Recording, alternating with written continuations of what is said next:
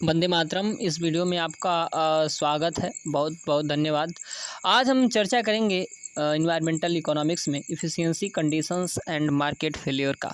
इस चीज़ का आपने बहुत पहले से ही देखा होगा। अगर माइक्रो पढ़ा होगा उसमें भी आपको मिलेगा, पब्लिक पढ़ेंगे उसमें भी आपको मिलेगा। हर जगह पे इसका यूज़ है efficiency condition and market failure का। बहुत ही इंपॉर्टेंट थिंग है। जो क्लासिकल स्कूल के फाउंडर हैं एडम स्मिथ, इन्होंने अपने पुस्तक वेलफेयर ऑफ नेशन में मार्केट फेलियर के बारे में बताया है।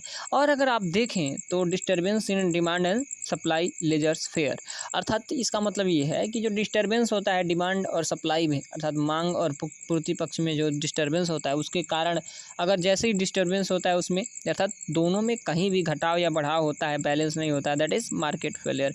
और वो क्या होता है, एफिशिएंसी कंडीशन का वायलेशन होता है। और एफिशिएंसी कंडीशन का जैसे ही वायलेशन होगा वो क्या क्रिएट करेगा, दैट इज़ मार्केट फेलियर। क्यों? क्योंकि जो डिमांड सप्लाई फोर्सेस है वो कोई भी बाहरी चीज़ को, बाहरी तत्व को क्या करती है, अपने में एडजस्ट नहीं कर सकती। एग्जांपल दैट कि अगर मान लीजिए कि आप देखे होंगे कि इम्परफेक्ट मार्केट में ये काम नहीं कर सकता, मतलब डिमांड सप्लाई की जो फोर्सेस है वो लागू नहीं हो सकती।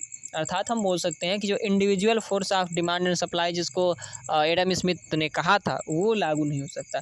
उसके अलावा प्रेजेंस ऑफ एक्सटर्नलिटीज़, अर्थात जो बाध्यताएँ हैं, बाध्यताएँ क्या हैं, हमने आप इसके बारे में अभी हम आगे बता रहे हैं इसको आपको। अभी आप ये समझ लीजिए कि प्रेजेंस ऑफ एक्सटर्नलिटीज़, चूँकि मुख्य रूप से अगर हम यहीं पर डिस्कस कर लें कि बाध्यताएँ वह होती हैं अगर कोई दो आदमी इकोनॉमिक एक्टिविटीज़ कर रहे हैं, जैसे मान लीजिए एक्सचेंज कर रहे हैं, ठीक है, या कोई काम कर रहे हैं, ठीक, लेकिन उसका प्रभाव क्या हो रहा है, दूसरे के ऊपर पड़ रहा है। अर्थात एग्जांपल ये है कि किसी एक आदमी ने क्या किया, सिगरेट लिया, अर्थात सिगरेट को कंज्यूम कर रहा है, सिगरेट पी रहा है, तो क्या कर रहा है, वो एक एक्टिविटीज़ कर रहा है, ठीक है, लेकिन उसका प्रभाव क्या हो रहा है, केवल उस पे नहीं पड़ रहा है, बाहरी लोगों पे पड़ रहा है जो which not involve in this activities, जो सिगरेट नहीं पी रहे हैं, अर्थात उस एक्टिविटीज़ में शामिल नहीं है, उनके ऊपर पड़ रहा है, दैट इज़ एक्सटर्नलिटीज़। अर्थात ये जो प्रभाव बाहरी पड़ रहा है दैट इज़ एक्सटर्नलिटीज़। एक और एग्जांपल अगर हम दे दें कि कोई भी कंपनी है वो क्या कर रही है, इकोनॉमिक एक्टिविटी, अर्थात उत्पादन कर रही है। कोई भी कंपनी, ठीक है, तो कंपनी अगर है तो इकोनॉमिक एक्टिविटीज़ में क्या करेगी, उत्पादन ही करेगी। तो ये उत्पादन करिए, कोई चीज़ प्रोड्यूस कर रही है, तो उसके अलावा तो उसके ऊपर तो प्रभाव पड़ ही रहा है, लेकिन उसका प्रभाव देखिए, वहाँ से जो कचरे निकल रहे हैं, वेस्टेज निकल रहा है, उसका प्रभाव जो अगल बगल के लोग हैं ना उनको नुकसान कर रहा है, उनको दूषित कर रहा है, दैट इज़ एक्सटर्नलिटीज़। अर्थात जो दूसरे के ऊपर प्रभाव पड़े। अगर मान लीजिए कोई भी काम कर रहे हैं आप, लेकिन उसका प्रभाव जो काम कर रहे हैं उनके पास तो पड़ता ही है, उसकी बात अलग है, लेकिन जो बाह्य पड़ता है, अर्थात जो उस काम में इन्वॉल्व नहीं है, अगर उन पे पड़े, that is externalities. I hope आप लोगों को बहुत बढ़िया तरीके से समझ में आया होगा। और उसके अलावा मार्केट वायलेशन, अर्थात simple market violation which is given bye Adam Smith, उसका वायलेशन कई चीज़ें हैं, जैसे असिमेट्रिक इन्फॉर्मेशन हो, ठीक है, असिमेट्रिक इन्फॉर्मेशन।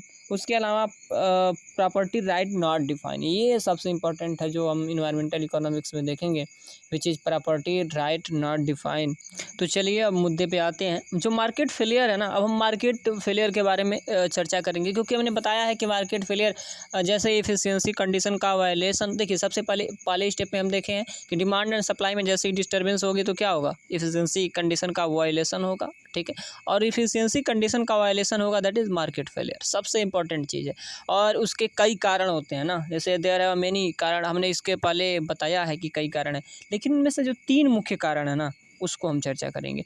सबसे पहला है प्रेजेंस ऑफ एक्सटर्नलिटीज़, आप इसको नोट करते चलिएगा sir, present of externalities. Number second is, उसके अलावा अगर आप देखें, दूसरा है इसमें कि जैसे सीपीआर की प्रॉब्लम में, मतलब कि property right has not defined, मतलब अब्सेंस ऑफ प्रॉपर्टी राइट। आप इसको लिख लीजिएगा, प्रॉपर्टी राइट नॉट डिफाइन या अब्सेंस ऑफ प्रॉपर्टी राइट का मतलब क्या होता है, हमने इसको दूसरे नंबर पे बताया। इसका मतलब ये होता है कि कोई भी जैसे सामान है, जैसे मान लीजिए कि एक नदी है, ठीक है, ये एक नदी है, या हम अगर गांव के पैसे से लें, गांव के हिसाब से लें, तो आपने नाम सुना होगा गांव समाजी पुल होता है, गांव समाजी एक नदी, एक मतलब गड्ढे टाइप का होता है, ठीक है, तो ये सब जो गांव समाजी का नाम सुने ना, वो क्या है, कॉमन प्रॉपर्टी है, ठीक है। एग्जाम्पल दैट कि मान लीजिए एक गांव समाजी ताल है, ताल या पोखरा हम बोल सकते हैं, जहाँ से मछली निकालते हैं लोग, ठीक है, पट्टे पे उसको लेते हैं, तो आप इसको ध्यान से देखिएगा आखिर क्यों लेते हैं। मान लीजिए एक ताल है गाँव में या पोखरा है आपके घर में, आपके गाँव में, तो वो उस पे क्या है, प्रॉपर्टी राइट डिफाइन नहीं है, अर्थात सरकार की है, सब लोग उसको यूज कर रहे हैं, that is common property right CPR, ठीक है, CPR है। तो सब लोग उसका यूज कर रहे हैं, जिसको मन करे कुछ भी कर रहा है वहाँ पे, कोई कूड़ा कर रहा है, कोई मछली के मतलब कुछ कबाड़ डाल रहा है, कोई मतलब गाय को नहला रहा है, उसमें कोई भैंस लेके जा रहा है, तो वो क्या हो रहा है, वो बर्बाद हो रहा है सारी चीज़ें, उसमें मिट्टी बैठ रही है, उसके पानी धीरे धीरे सूख रहा है, उसका कोई केयर करने वाला नहीं है, ठीक है। तो ये बताया गया है कि इसे हम बोलते हैं ट्रेजेडी ऑफ कॉमन्स, जिसे रोनाल्ड कॉज ने दिया था। अभी हम इसके बारे में थोड़ा सा आगे चर्चा करेंगे, आगे जब हम पढ़ेंगे एब्सेंस ऑफ प्रॉपर्टी राइट के सॉल्यूशन के बारे में, तो हम बहुत ही बढ़िया एक सॉल्यूशन पढ़ेंगे, that is given by Ronald Coase. तो ठीक है, तो वैसे मान लीजिए उसमें बहुत सारी चीज़ें होंगी, इसे हम ट्रेजेडी ऑफ कॉमन्स बोलते हैं, क्योंकि वो चीज़ें धीरे धीरे ख़त्म हो जाती है, कॉमन चीज़ें। तो उन्होंने कहा था कि अगर किसी को अगर उसका प्रॉपर्टी राइट दे दे, जैसे प्रॉपर्टी राइट नहीं है इसका, या एब्सेंस ऑफ प्रॉपर्टी राइट, देखिए हम क्या समझाने का प्रयास करें।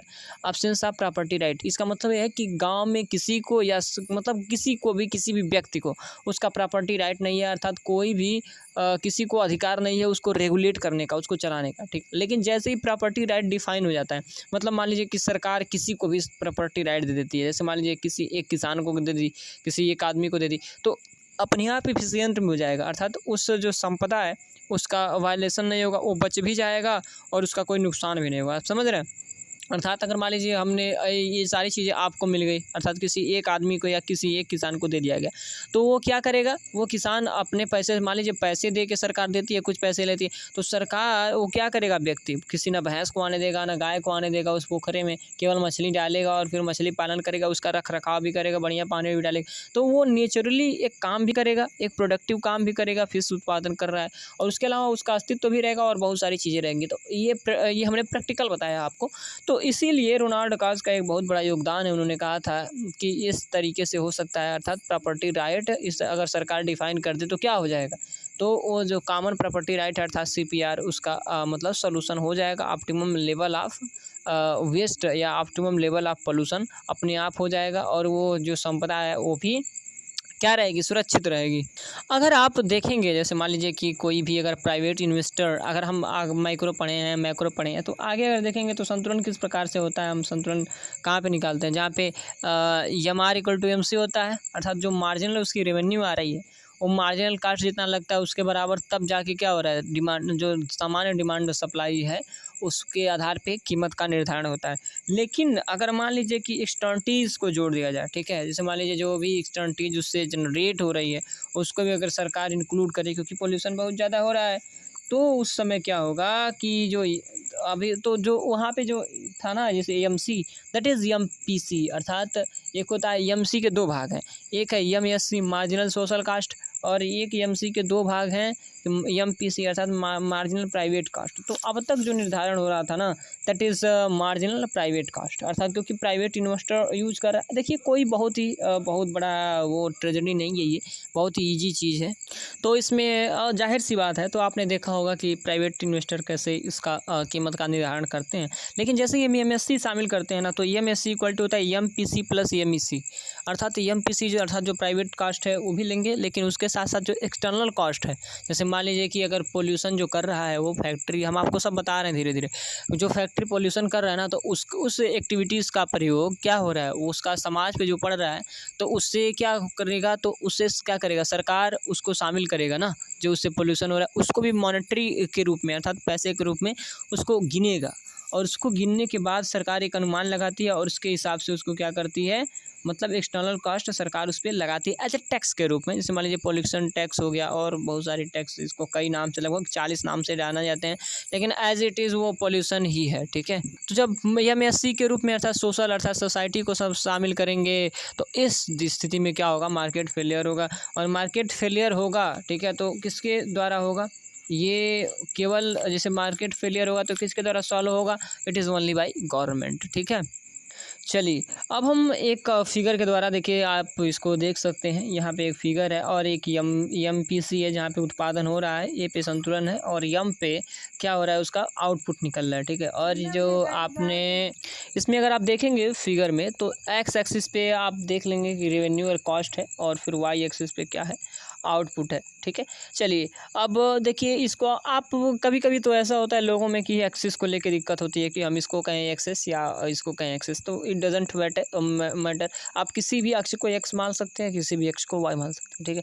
लेकिन हम इसलिए बताए हैं ताकि आपको समझने में दिक्कत ना हो। तो एक अक्ष पे आप ऐसे लग सकते हैं कि जो हमारा वर्टिकल एक्सिस है ना, उस पर हमने रेवेन्यू और कॉस्ट लिया है और जो हॉरिजॉन्टल एक्सिस है that is we conclude output. Then अब इसके बाद अगर हम देखें तो यहाँ पे दो आपको लाइनें दिख रही होंगी, जैसे first is MPC and second is MSc, ठीक है।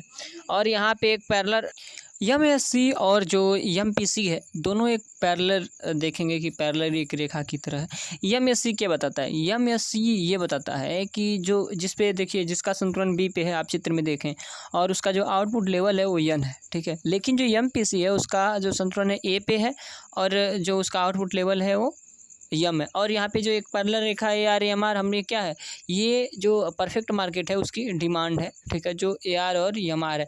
अगर कोई भी मार्केट जैसे मान लीजिए कोई भी इफेक्ट दिखाना हो जो मतलब कि एक्सटर्नल इफेक्ट हो, उसके लिए हम परमानेंट परफेक्ट मार्केट को देखते हैं, क्योंकि उसका ही सहारा लेते हैं, क्योंकि दैट इज़ आइडल मार्केट, ठीक है। चलिए, अब हम अगर एमपीसी देखेंगे तो उसका संतुलन ए पे है और एम पे है। देखिए इसका मतलब क्या है, इसका मतलब ये है कि वह स्थिति है एमपीसी जहाँ पे कंपनी वास्तव में में बना रही है। मतलब मान लीजिए कोई कंपनी है, ठीक है, आलू की मतलब चिप्स की, क्योंकि चिप्स बहुत ज़्यादा लोग पसंद करते हैं अधिकतर, अगर आप देखेंगे तो इसीलिए हम चिप्स का उदाहरण ले लें। मान लीजिए चिप्स की एक कंपनी है और वो बना रही है, ठीक है, और वहाँ पे उत्पादन कर रही है। कितना उत्पादन कर रही है, यम तक, उस यम तक ध्यान देखिएगा आप चित्र में, यम तक। और उसकी देखिए कीमत कितना है, ए पर है, ठीक है। कीमत का जो संतुलन हो रहा है वो कहाँ पे हो रहा है, ए पर है, ठीक है। और उसका जो कॉस्ट है एमपीसी क्या है, दैट इज़ सप्लाई, ठीक है। जो एमसी होता है दैट इज़ आल्सो सप्लाई।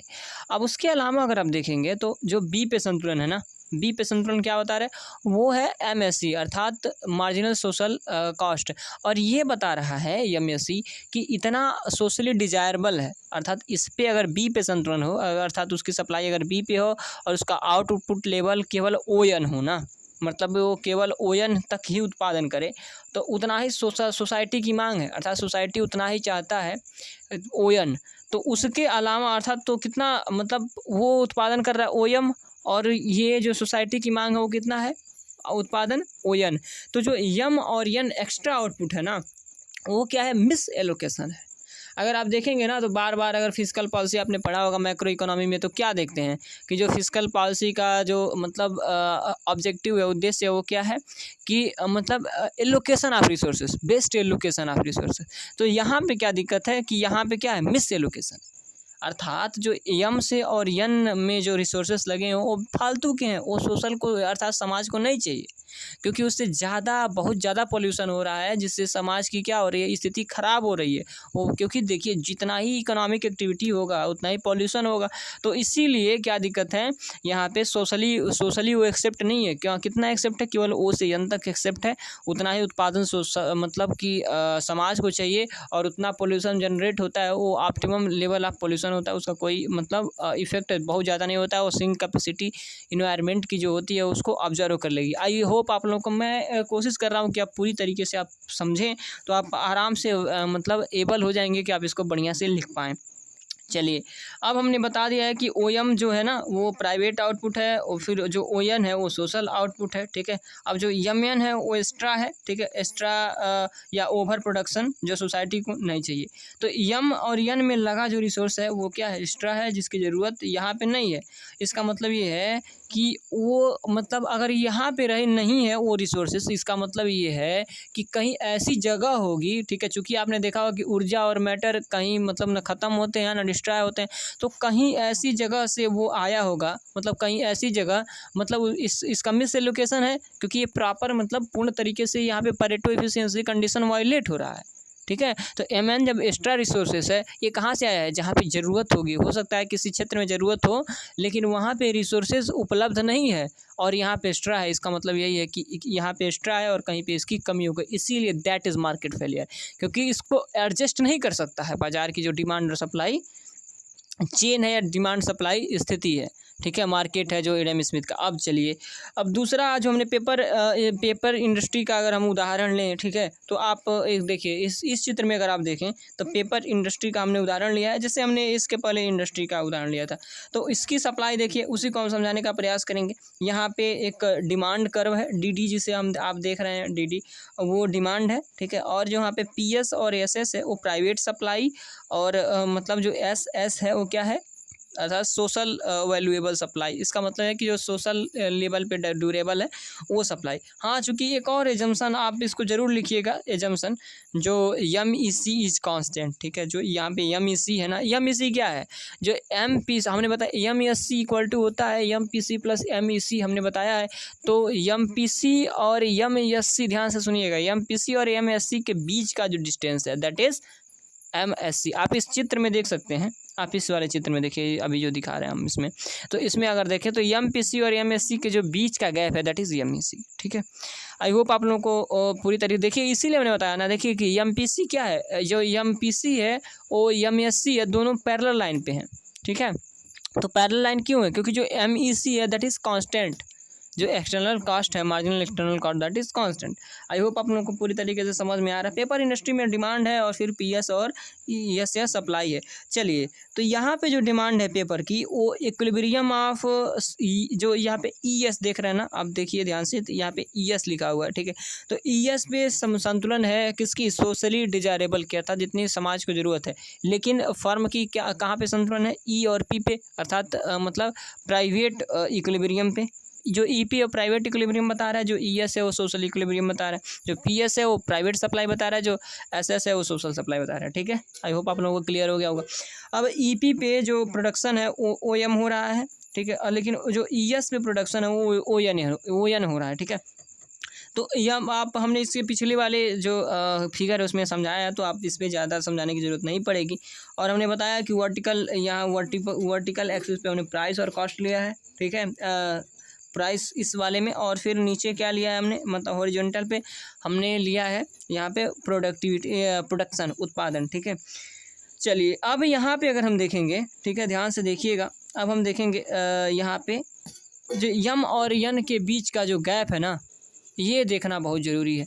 चलिए, तो हमने हमने बताया इसको पेपर इंडस्ट्री का एक उदाहरण लिया, वो पेपर बनाते हैं। तो यहाँ पे अगर देखेंगे तो ईएस सोशल इक्विलिब्रियम है, तो यहाँ तक यन तक ही चाहिए, ठीक है, अर्थात तो ओ यन तक ही उत्पादन मांगता है उसको, सोसाइटी को, ठीक है, वो चाहता है इतना।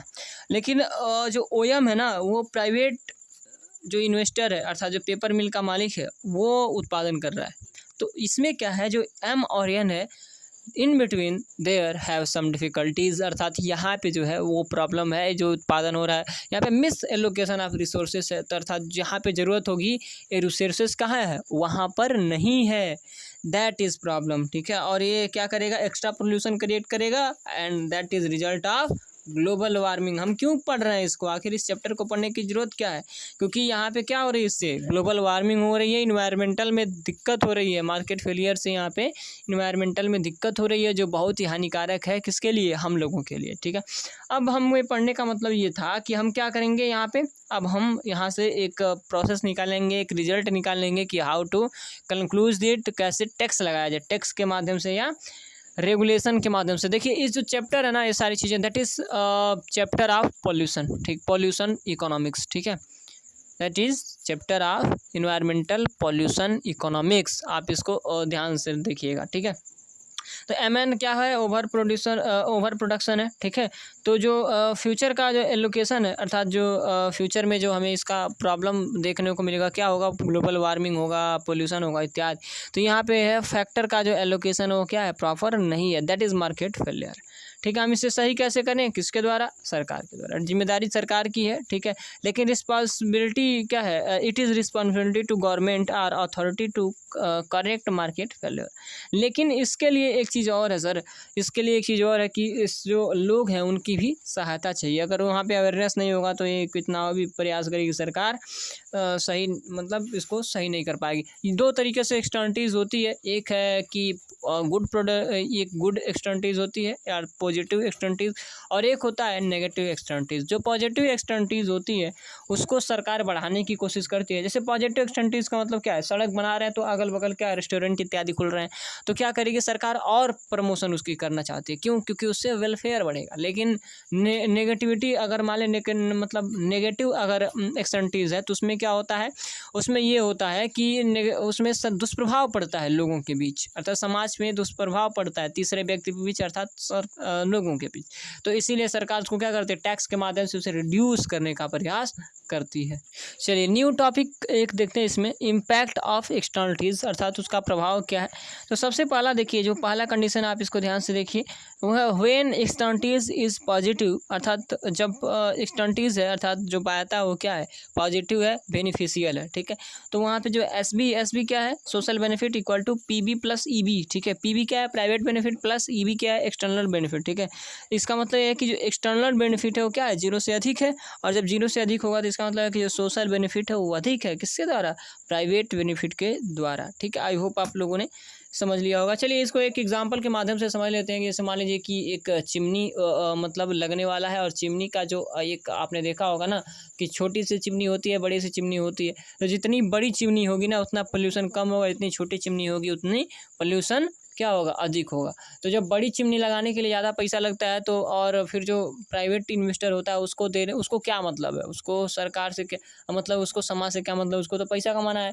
तो वो बड़ा चिमनी नहीं लगाएगा, छोटा ही लगाएगा। लेकिन सरकार का काम है कि सोशल बेनिफिट अर्थात सामाजिक लाभ को प्रमोट करना, तो क्या करेगी, सब्सिडी देगी चिमनी के लिए, और सब्सिडी देगी चिमनी के लिए तो क्या करेगा, सब्सिडी के माध्यम से वो क्या करेगा, बड़ा चिमनी लगाया, जिससे सोशल बेनिफिट होगा। ये किसके माध्यम से सही हुआ है, मतलब intervene of government. I hope आप लोगों ने बहुत बढ़िया तरीके से इसको समझा होगा। सेकेंड कंडीशन है when externalities is negative that is harmful, अर्थात जब खतरनाक होती है उस स्थिति में हम क्या करते हैं, बेनिफिट तो नहीं होती है, क्योंकि जब हार्मफुल है तो बेनिफिट नहीं होगी, तो क्या करेगी, कॉस्ट जनरेट करेगी। दैट इज़ वाई हम लोग कॉस्ट के माध्यम से इसको देख रहे हैं। तो हम अगर आप देखें इसको इक्वेशन के माध्यम से, अर्थात प्रोसेस के माध्यम से, that is SC equal to PC plus EC, अर्थात SC सोशल कॉस्ट है, उसके अलावा जो PC है दैट इज़ प्राइवेट कॉस्ट, उसके अलावा जो EC है दैट इज़ एक्सटर्नल कॉस्ट। और SC equal to PC plus EC है, इसका मतलब ये है कि जो EC है अर्थात एक्सटर्नल कॉस्ट है वो क्या है, 0 से अधिक है। और जब 0 से अधिक है इसका मतलब क्या है कि जब SE ग्रेटर देन PC, अर्थात जो प्राइवेट कॉस्ट है ना उससे अधिक सोशल कॉस्ट लग रहा है, अर्थात लोगों के ऊपर प्रभाव पड़ रहा है। और बहुत देखिए इसका एग्जाम्पल हम बता दे रहे हैं कि क्या है इसका एग्जाम्पल। इसके एग्जाम्पल के अगर रूप में देखें तो जैसे मान लीजिए कोई भी पेपर इंडस्ट्री को ले लेते हैं, तो पेपर इंडस्ट्री अगर उत्पादन कर रही है उसके बाद जो वेस्टेज होता है तो उससे क्या कर रही है, वो एक कॉस्ट जनरेट कर रही है, उसका कॉस्ट लग रहा है ना उस बनाने में पेपर को। लेकिन एक एक्सटर्नल कॉस्ट का मतलब क्या है, वह कॉस्ट जो उसके पास उससे जनरेट नहीं हो रहा है, उसके उत्पादन प्रक्रिया से जनरेट नहीं हो रहा है, एक्सटर्निटीज़ के रूप में जनरेट हो रहा है, वो बाहर जनरेट हो रहा है जो उस प्रक्रिया में शामिल नहीं है उनके ऊपर। इसके लिए दैट इज़ एक्सटर्नल कॉस्ट, उसी को हम एक्सटर्नल कॉस्ट करते हैं। और इस एक्सटर्नल कॉस्ट को रिड्यूस सरकार कैसे करती है, ड्यू टू टैक्स। बस ये जानना हमें बहुत ज़रूरी है, क्योंकि उसको बिना जाने हम इसको रिड्यूस कैसे करेंगे, यहाँ पे सारी चीज़ें आती है। तो यहाँ पे ठीक करने के लिए अगर हम देखें, मान लीजिए कि ये क्या है, जो अगर आपने इक्विलिब्रियम में गए तो क्या है, दैट इज़ मार्केट, जब इक्विलिब्रियम में है तो पैरेटो एफिशिएंसी है, जैसे मार्केट उससे इक्विलिब्रियम से हटे that is violation of Pareto efficiency. तो यहाँ पे ये समस्या है। तो जो पैरेटो एफिशिएंसी का वायलेशन है उसको ठीक किया जाए, कैसे ठीक किया जाए, टैक्स के द्वारा और रेगुलेशन के द्वारा, बहुत सारे माध्यम है। चलिए तो इसकी चर्चा हम क्या करेंगे, अगली वीडियो में करेंगे। आई होप आप लोगों को आपको बहुत बेहद तरीके से, बहुत बढ़िया तरीके से मार्केट फेल्योर का जो चैप्टर है अर्थात जो टॉपिक है समझ में आया होगा। आगे हमने अभी पहला टॉपिक बताया है एक्सटर्निटीज़ का, इसके बाद हमें कई ऐसे टॉपिक है जैसे मान लीजिए कि अब्सेंस ऑफ प्रॉपर्टी राइट हमने बताया। देन इन्वायरमेंटल क्वालिटी भी क्या है, पब्लिक गुड के रूप में काम करती है, जो मार्केट फेल्योर के रूप में काम कर सकती है इन्वायरमेंटल प्रॉब्लम। ठीक है, कैसे करेगी नेक्स्ट स्टेप में हम देखते हैं। आज के लिए बस इतना ही। बंदे